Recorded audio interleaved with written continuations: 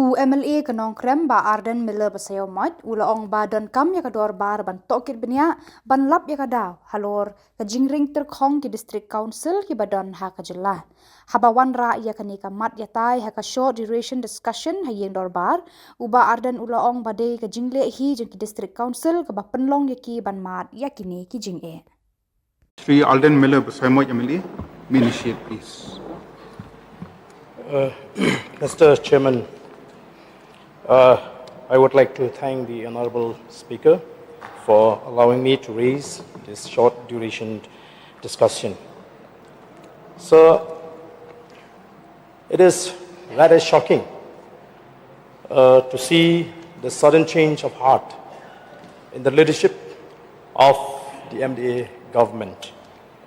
When the government announced that it will begin to pay the salaries of the ADC's employees from November 2025.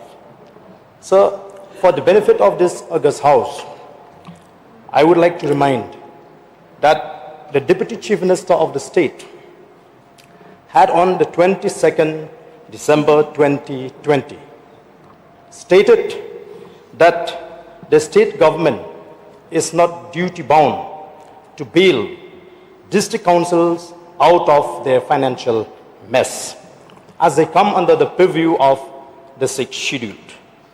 He further stated that ADCs have their own sources of revenue. He also informed that the state government is only looking for ways and means to clear the outstanding share of taxes to the ADCs.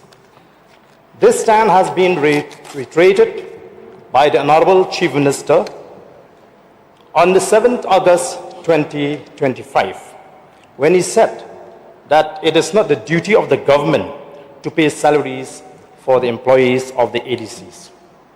So now everyone is caught by surprise to see the announcement of the state government to take over the payment of salary of the employees of the ADCs.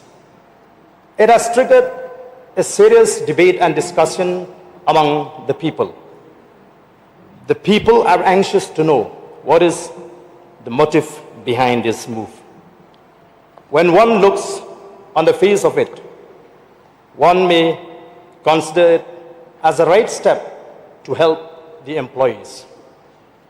It won't be wrong to see it as an act of kindness to share the burden of the ADCs. However, sir, what we are going to discuss today is a pointer towards a bigger issue. So it is quite laughable that the government, which was not willing to release the share of the KHADC and which had manipulated to deprive the rights of MDCs representing urban constituencies. The government who had just recently said that it is not the duty of the government to help the ADCs when it comes to the problem of the employees in the Garo Hills Autonomous District Council. It is also very interesting to note that the state government is not keen all along to intervene the problem faced by the employees of the GHADC, Garo Hills Autonomous District Council, even after the completion of 44 months. So,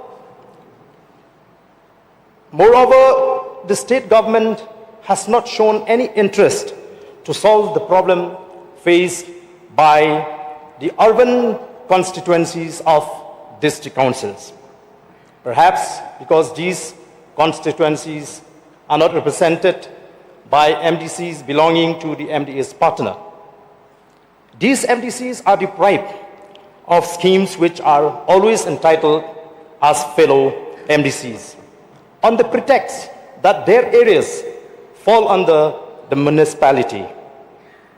So, this is due to the failure of the state government to take up the matter with the government of India and the ministry concerned that many villages, though they fall under the administration of the municipal, yet they form part of the district council or the tribal areas. It is understood, sir, that once the ministry is seized of the matter, there will be no more scope for the state government to manipulate the funds which are meant for the district council.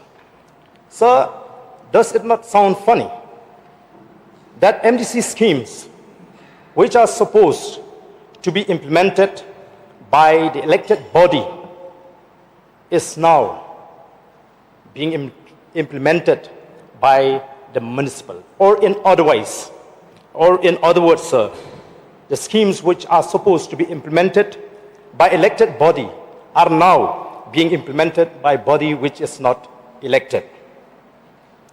So, another point that I would like to raise is that Meghalaya, as we all know, is a cash-strapped and debt-ridden state. And the government is struggling financially to manage the affairs of the state. As it is, Meghalaya's debt to gross state domestic product is still among the Indian states with the highest debt to GSDP ratio. And Meghalaya has a significantly higher debt burden compared to the national average and some other northeastern states. So, it is a matter of fact that ADCs are constitutional bodies that have been mandated with the duties and responsibilities to carry out the day-to-day administration of the councils. So the question here is under which provision of the 6th schedule that the state government decided to pay the salaries for the employees of the ADCs. We are made to understand that the payment of salaries to the employees is not going to be a one-time scheme.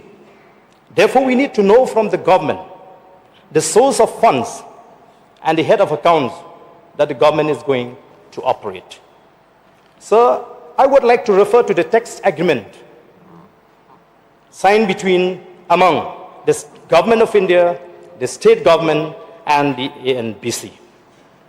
According to the text agreement, sir, there are 2 points that I would like to share in this August House and make a mention in my submission, sir.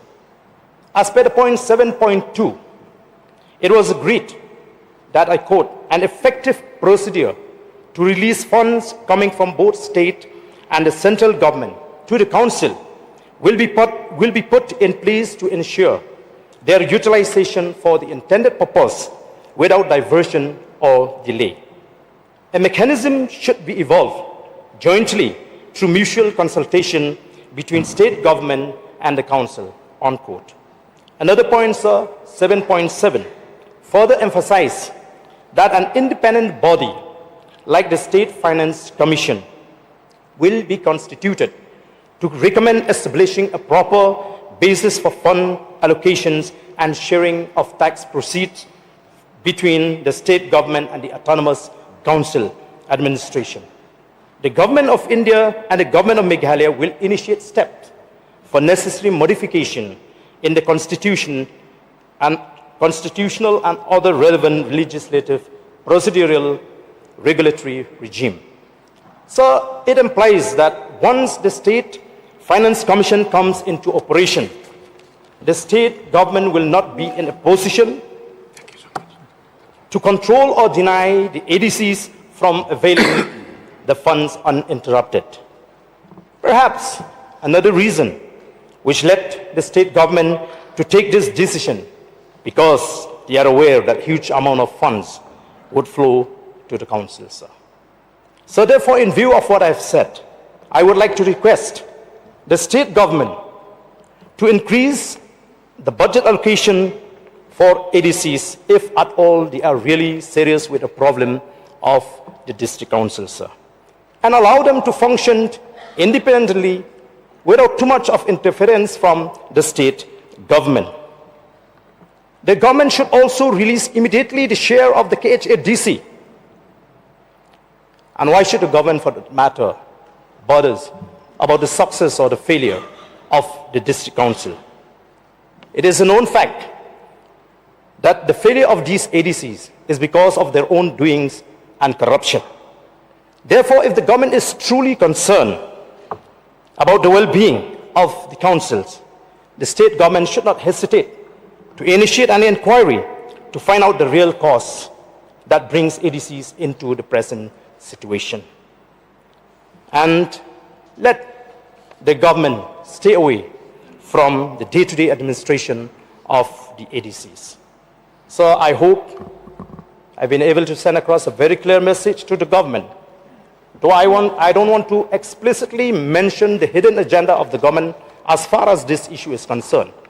I leave it to the wisdom of the people to judge and see the ill motive intention of the government as far as this issue is concerned. With this few words, sir, thank you.